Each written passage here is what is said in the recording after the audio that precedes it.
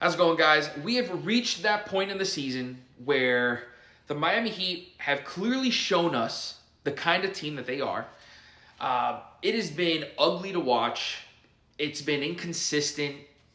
The in and out of the lineup, the starting lineup changes, Ware inconsistent role. It's just been brutal to watch. And so it's been apparently clear that this team, this roster, needs changes and big ones. So today, I've put together 5 trades for you guys that will either send us into a rebuild or a retool around some of the core pieces on this team. All right, first off, I make that obvious trade where we have to make the switch of Tyler Hero and John Morant.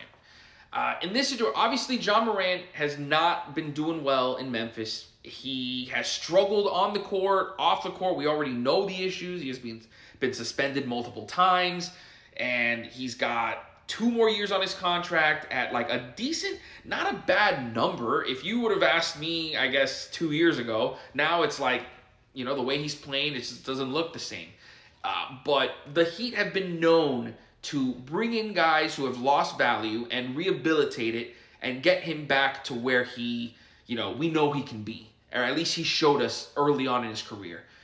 And I'm willing to make that gamble for 1 first-round pick. 1. Only 1. And it's going to be lottery protected. Pretty sure I put the lottery protected. And we send out Fontecchio to make the contracts match. We get Jock Landale back. Not going to matter. He's an expiring contract. But Grizzlies get Tyler Hero.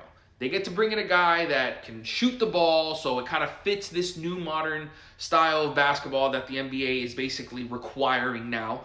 And they get off John Morant, who has been a headache and has just been not good on the court. And the Miami Heat shake things up. They get a guy who can get Bam the ball better, can make some highlight plays, can excite the crowd, maybe even lead the next era of basketball for the Miami Heat. Who knows if he can find the way to turn his game around. Next, the Miami Heat swing big as they get Giannis Antetokounmpo for Tyler Hero, Andrew Wiggins, Kel'el Ware, Jonas, and basically their draft capital for the next 5 years.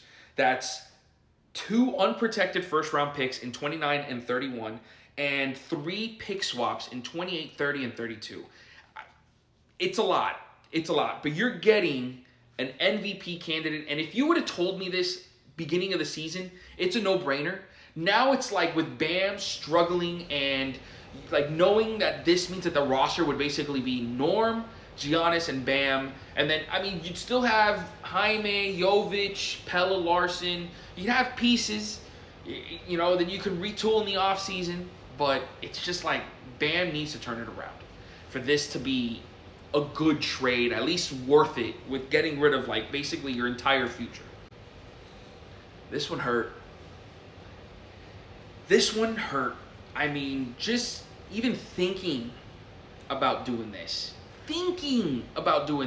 feels like sacrilege, but my hand's forced.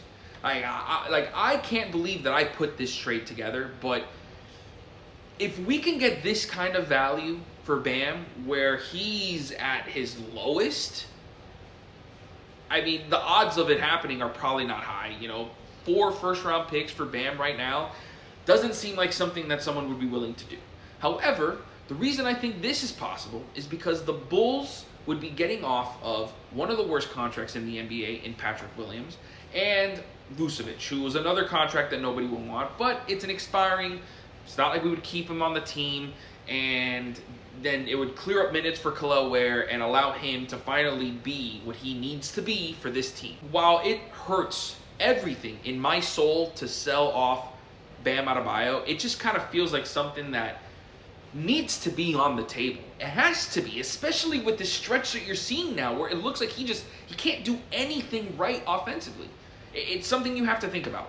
And I wouldn't be doing this trade if I didn't have this next one lined up, and that's getting off of Tyler Hero as well. Sending out that possible extension that you don't have to worry about now, and you bring in Klay Thompson, a veteran, a guy who's done it. He would be great for the locker room. You would have him just hopefully, I mean, maybe you flip him to a contender, who knows? But still, I wouldn't mind if he stayed or if we flipped him. But regardless, Klay Thompson, good asset. You'd get Caleb back, who obviously at that money, the way he's playing right now, not great. But in our system, he's done well. Spo loves him. And he would probably bring that value right back up on Caleb the minute he comes back on the team. And then D. Russ would just be a throw-in for contracts to match. The biggest thing would be we would get 2 second-round picks out of it.